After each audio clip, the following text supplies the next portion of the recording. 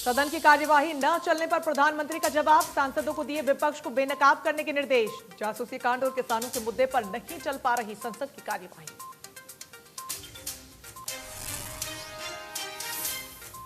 केंद्रीय श्रम और पर्यावरण मंत्री भूपेंद्र यादव से मिले मुख्यमंत्री मनोहर लाल। प्रदेश से जुड़े मुद्दों को लेकर दिल्ली के हरियाणा भवन में हुई चर्चा। रेल मंत्री अश्विनी वैष्णव से रेल भवन में हुई मुलाकात।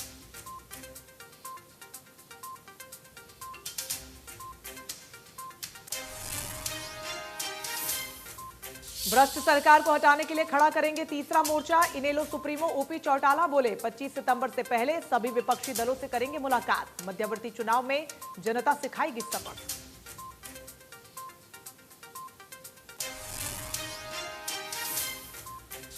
राजस्थान हरियाणा सीमा पर एक बार फिर उठा विवाद। उद्योगों से निकलने वाले पानी को लेकर भिवाड़ी में फूटा लोगों का गुस्सा। हाईवे खोदकर हरियाणा की तरफ से लोगों ने लगाया जाम।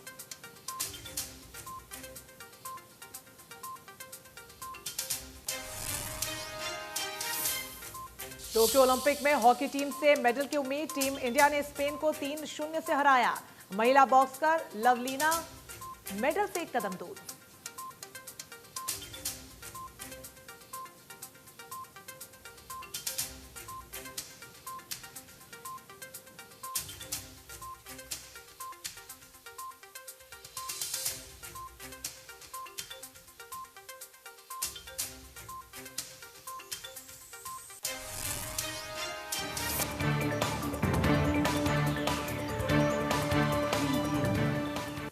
नमस्कार, आप देख रहे हैं इंडिया न्यूज हरियाणा। आपके साथ मैं हूं रंजना सिंह राठौड़। बुलेटिन का आगाज करेंगे फटाफट खबरों के साथ। मुख्यमंत्री मनोहर लाल आज दिल्ली के दौरे पर रहे। केंद्रीय श्रम पर्यावरण मंत्री भूपेंद्र यादव से हरियाणा भवन में मिले सीएम और रेल मंत्री से सीएम ने रेल भवन में की मुलाकात। गुरुग्राम के सेक्टर 29 में हुंडई कंपनी के कार्यक्रम में सीएम मनोहर लाल ने शिरकत की। सीएम ने हुंडई के कॉर्पोरेट ऑफिस का उद्घाटन भी किया। कार्यक्रम में सीएम ने कहा कि दक्षिण कोरिया और भारत के अच्छे व्यापारिक संबंध हैं। हरियाणा में हुंडई अपना प्लांट लगाए तो सरकार साथ है। सरकार कंपनी को पूरा सहयोग देगी। सीएम मनोहर लाल ने सीआरपीएफ के स्थापना दिवस पर बधाई दी। ट्वीट किया कि सीआरपीएफ के सभी कर्मियों को नमन, जिन्होंने देशवासियों की रक्षा करते हुए बलिदान दिया।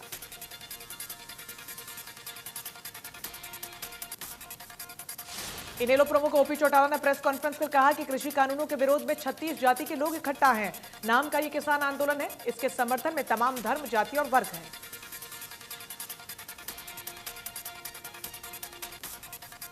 ओपी चौटाला ने कहा कि सरकार चुनिंदा लोगों के लिए काम कर रही है। बड़े घरानों को फायदा पहुंचाया जा रहा है।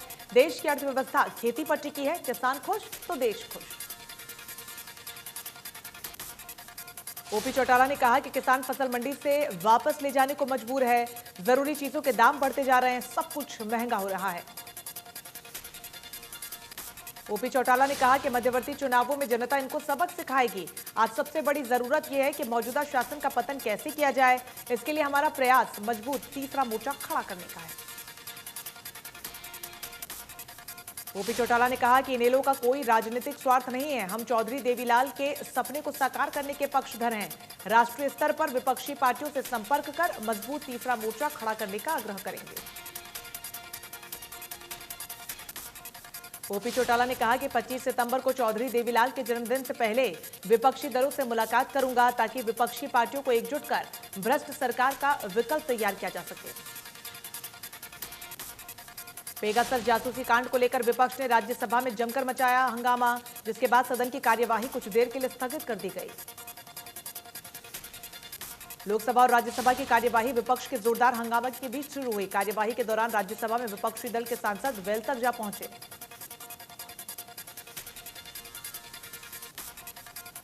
टीएमसी सांसदों की मांग थी कि गृह मंत्री इस पर जवाब दें।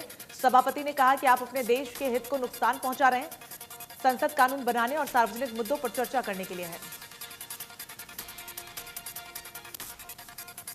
पेगासस मामले पर सुप्रीम कोर्ट में तीसरी याचिका दाखिल हुई। वरिष्ठ पत्रकार एनआरआम शशि कुमार ने सुप्रीम कोर्ट और वर्तमान या फिर पूर्व जज की अध्यक्षता में जांच की मांग की है। केंद्र से मसले पर स्पष्टीकरण के लिए जाने की भी याचिका की मांग की गई है। इससे पहले वकील एमएल शर्मा और सीपीएम के राज्यसभा सांसद जॉन ब्रिटास भी याचिका दाखिल कर चुके हैं। दिल्ली के मुख्यमंत्री अरविंद केजरीवाल ने ऐलान किया है कि कोरोना काल में जनता के लिए उल्लेखनीय काम करने वाले डॉक्टर्स और स्वास्थ्यकर्मियों के नाम दिल्ली सरकार पद्म पुरस्कारों के लिए केंद्र सरकार को भेजेगी।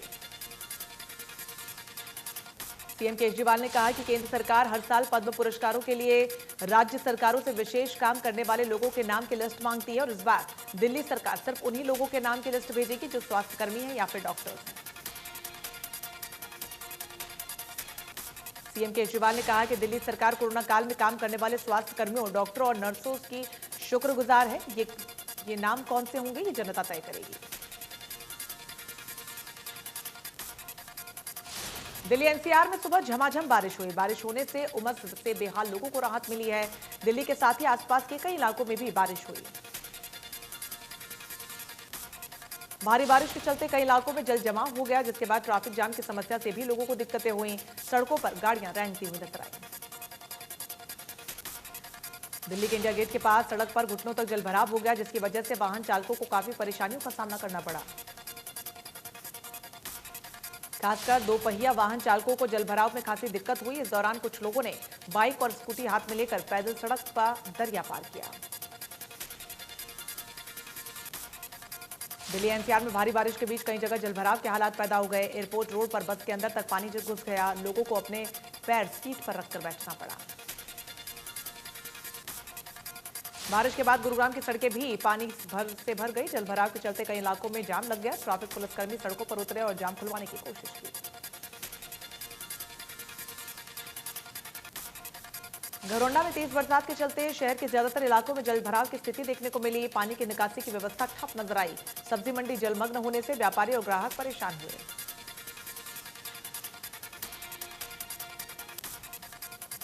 महेंद्रगढ़ में पूर्व मंत्री रामविलास शर्मा ने सिंचाई विभाग के अधिकारियों के साथ डेराली माइनर का दौरा किया। इस दौरान सिंचाई विभाग के एससी मौजूद वहां पर रहे। रामविलास शर्मा ने अतिरिक्त पानी छोड़ने का अनुरोध भी किया।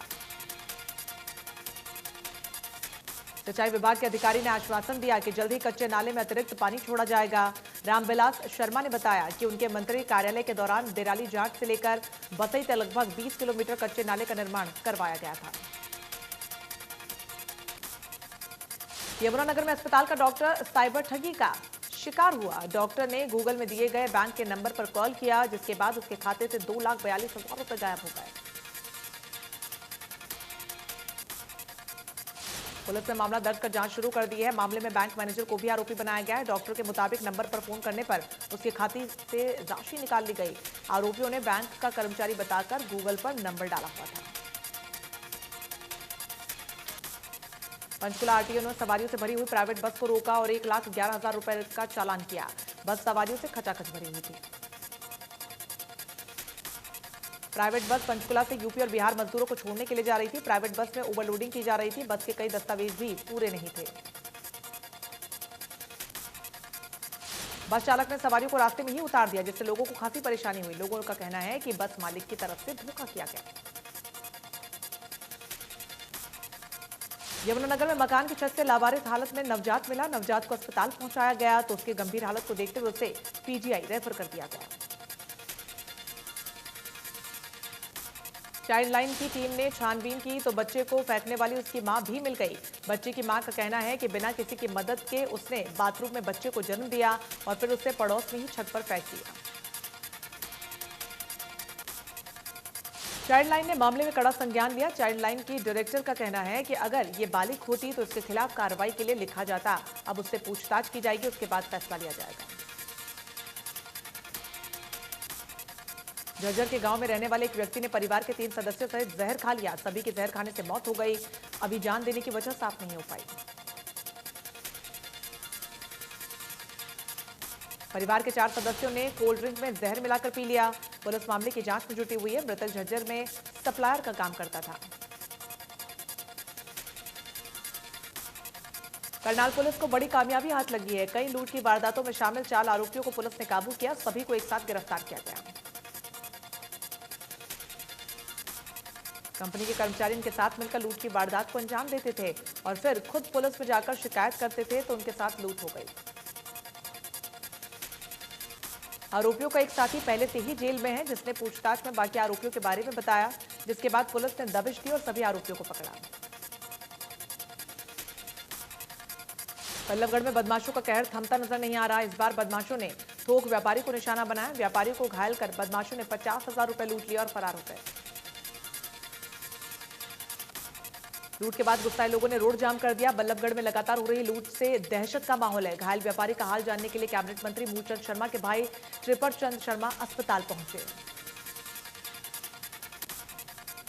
सोहना में एमवीएम सोसाइटी में कुत्तों को लेकर बवाल मचा हुआ है। सोसाइटी में आवारा कुत्ते जमकर आतंक मचा रहे हैं। अब तक 10 से ज्यादा बच्चों को गंभीर रूप से जख्मी कर चुके हैं।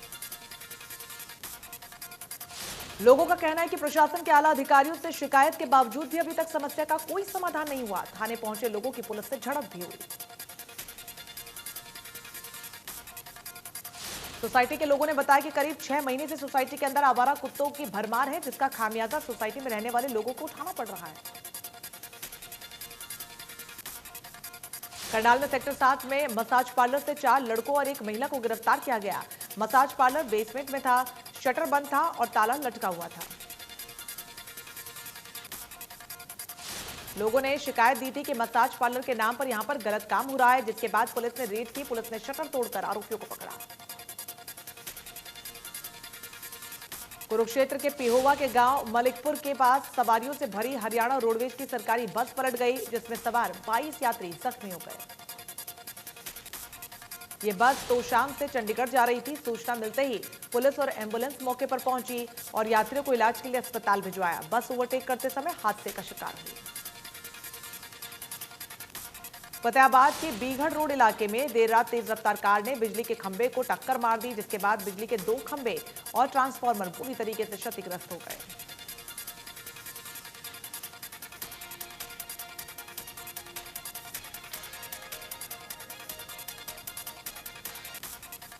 बिजली के खंभों के क्षतिग्रस्त होने के चलते कई इलाकों की बिजली सप्लाई देर रात से बाधित रही। सुबह होते ही बिजली निगम के कर्मचारी मौके पर पहुंचे और बिजली लाइनों को ठीक करने का काम किया। बिजली निगम के एसडीओ ने कहा कि जिस कार चालक ने टक्कर मारी है, उससे बिजली निगम के नियम के मुताबिक जुर्माना वसूला जाएगा। लाइन को ठीक करने में जो भी एस्टीमेट तैयार होगा, वो कार चालक से वसूला जाएगा।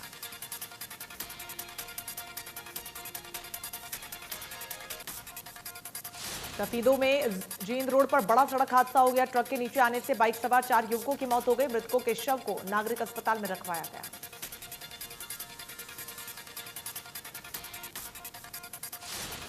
जानकारी के मुताबिक मृतकों की पहचान उत्तर प्रदेश के मुजफ्फरनगर के निवासी के तौर पर हुई है। चारों युवक पिल्लूखेड़ा में वेल्डिंग और लोहे का काम करते हैं।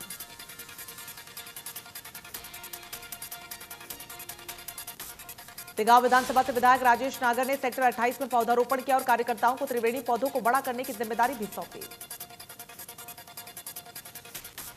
विधायक राजेश नागर का कहना है कि जिस तरीके से कोरोना काल में भारी ऑक्सीजन की कमी देखने को मिली, उसे देखते हुए पौधा लगाने का कार्यक्रम लगातार चलाया जा रहा है। सोनीपत के गांव शहजादपुर के रहने वाले किसान कपिल अपनी जमीन पर बागवानी लगाकर लोगों के लिए मिसाल बने हुए हैं। बागवानी से किसान पानी की बचत के साथ साथ कम खर्च में ज्यादा मुनाफा कमा रहे हैं। किसान ने धान और पानी की ज्यादा खपत वाली फसल को छोड़कर अमरूद का बाग लगाया और अमरूद के बाग के लिए बागवानी अधिकारी से जानकारी लेकर ऑर्गेनिक अमरूद की खेती भी कर रहे हैं। किसान ने बताया कि पहले वो अपनी जमीन पर गेहूं, धान और पानी की ज्यादा खपत वाली फसल उगाते थे, जिससे 6 महीने में उन्हें बहुत कम मुनाफा होता था। हर साल पानी का लेवल नीचे जाने के चलते अलग अलग पाइप बोर करवाना पड़ता था। भिवानी के पहलवान विजेंद्र सिंह ने शक्ति प्रदर्शन कर golden book of world record में नाम दर्ज करवाया। विजेंद्र सिंह को हथौड़ों के 300 बार सहने का टास्क मिला था। पहलवान ने 1550 हथौड़े खाकर रिकॉर्ड बनाया। पहलवान विजेंद्र सिंह ने कहा कि उनके अभियान का मकसद युवाओं को नशे से दूर रखना है।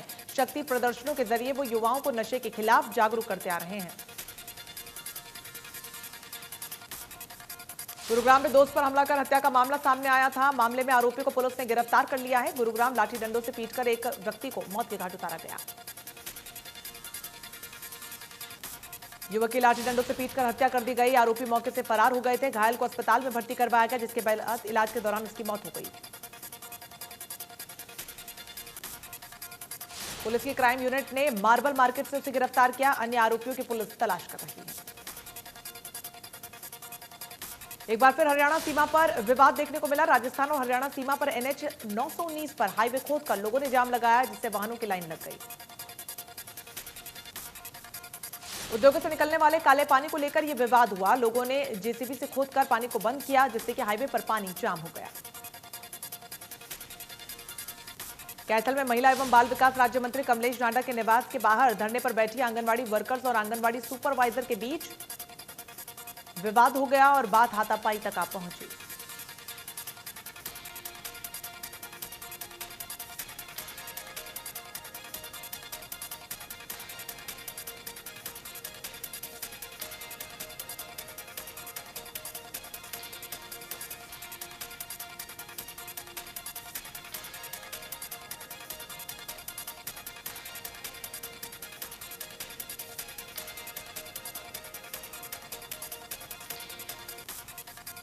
सीडीपीओ ने आंगनबाड़ी सुपरवाइजर को धरने पर बैठी वर्कर्स की रिपोर्ट बनाने के लिए भेजा था। मामले को लेकर आंगनबाड़ी सुपरवाइजर एसोसिएशन ने लघु सचिवालय में प्रदर्शन किया और एसपी को एक ज्ञापन भी सौंपा।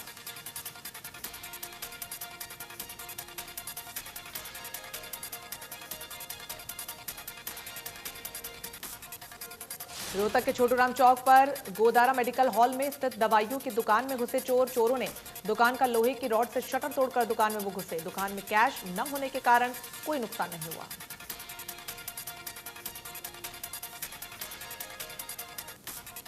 देश में कोविड-19 के बीच मेडिकल के रिसर्चर्स ने महत्वपूर्ण भूमिका निभाई। केंद्र सरकार के translation health science and technology institute ने काफी रिसर्च की। इंडिया न्यूज से बातचीत के दौरान डायरेक्टर डॉक्टर प्रमोद गर्ग ने बताया कि कोविड के दौरान RT-PCR लैब स्थापित करने और वहां पर काम करने वाले लोगों को ट्रेनिंग दी गई। एंटीबॉडी किट बनाना और इसके साथ वैक्सीन ट्रायल पर भी उनकी तरफ से प्रयास किया गया। फिलहाल कोविड के अन्य वैक्सीन पर भी काम किया जा रहा है। वैक्सीन का क्लिनिकल ट्रायल जानवरों पर शुरू किया गया। गर्ग ने उम्मीद जताई है कि आने वाले 3 से 4 महीने में बेहतर परिणाम होंगे और इसके अलावा इंस्टीट्यूट में कई मेडिकल क्षेत्र में काम किए जा रहे हैं। कैथल में जीवन रक्षक दल के सदस्यों ने शहीद स्मारक के बाहर धरना दिया। जीवन रक्षक दल शहर में बेसहारा पशु दुर्घटनाग्रस्त होने पर इलाज करवाता है और उनकी मृत्यु होने पर उनके संस्कार की व्यवस्था भी करता है।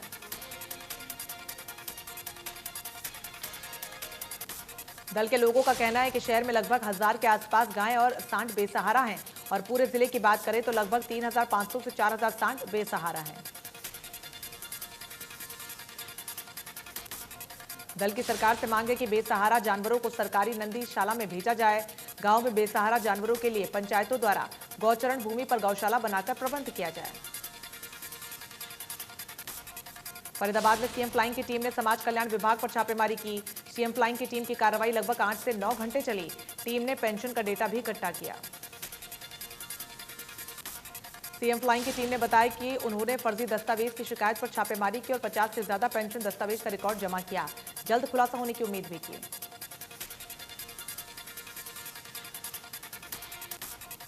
देश में कोरोना की दूसरी लहर पर लगी लगाम। एक दिन में सामने आए कोरोना के 30,811 नए मामले। कुल मरीजों की संख्या 3 करोड़ के पार।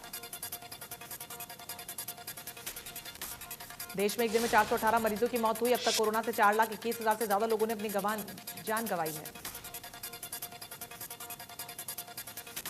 केरल में कोरोना जमकर बरपा रहा कहर। एक दिन में सामने आए 11,000 से ज्यादा मामले। 135 लोगों की हुई मौत।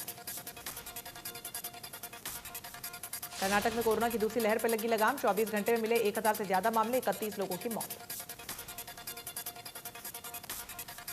तमिलनाडु में 24 घंटे में मिले 1000 से ज्यादा नए मामले। एक दिन में 26 मरीजों की मौत हुई। राज्य में अब एक्टिव केसेस 22,000 के पार। महाराष्ट्र में एक दिन में 4000 से ज्यादा मामले सामने आए। 24 घंटे में 53 लोगों की कोरोना के चलते जान चली गई। दिल्ली में कोरोना के नए मामलों में भारी गिरावट। 24 घंटे में 39 नए मामले सामने आए। एक दिन में एक मरीज की मौत हुई। दिल्ली में एक्टिव केसेस की संख्या 536। उत्तर प्रदेश में फिर मिले 50 से ज्यादा मामले। कुल मरीजों की तादाद 17 लाख के पार। प्रदेश में भी कोरोना के नए मामले पर लगी लगाम। एक दिन में सामने 31 नए केस। 24 घंटे में 3 लोगों की मौत। Active cases 711। झांसी में वन विभाग पक्षियों के खाने का ताना बाना जोड़ने में लगा हुआ है। वन विभाग पक्षियों को खाना देने वाले 17,000 पौधे लगाएगा ताकि निवाला न मिलने से पक्षियों की प्रजातियां लुप्त न हो। कोरोना की तीसरी लहर की आशंका के बीच दिल्ली में अनलॉक की एक और प्रक्रिया की हुई शुरुआत। सोमवार से दिल्ली मेट्रो पूरी कैपेसिटी के साथ दौड़ रही है। गुरुग्राम में मेट्रो में सफर करना होगा आसान। पिछले काफी समय से कोरोना के चलते मेट्रो ने यात्रा पर कई प्रतिबंध लगाए हुए थे। अब 100% क्षमता के साथ मेट्रो चल सकेगी। किसान नेता रल्दू मानसा को खालिस्तानी मूवमेंट चलाने वाले गुरपतवंत सिंह पर कमेंट करना महंगा पड़ गया। इसके चलते उन्हें 15 दिनों के लिए संयुक्त मोर्चा से सस्पेंड किया गया।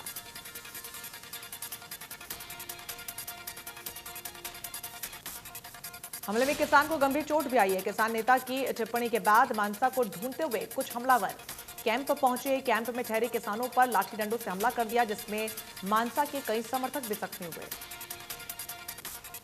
गांव सिकंदरपुर में बिजली घर के पास रहने वाले लोगों के पुलिस प्रशासन के प्रति बेहद गुस्सा दिखा। पिछले 15 दिनों से कुछ लोग गाड़ियों से रेकी करते हैं। इससे लोगों में भय का माहौल है। कॉलोनी में रहने वाले लोगों का कहना है कि जब उन लोगों को रोककर पूछते हैं तो उन्हें जान से मारने की धमकी मिलती है। पुलिस है तो मामले का संज्ञान नहीं लेती। इसी के चलते लोगों ने पुलिस प्रशासन के प्रति रोष जताया। सदन की कार्यवाही न चलने पर प्रधानमंत्री नरेंद्र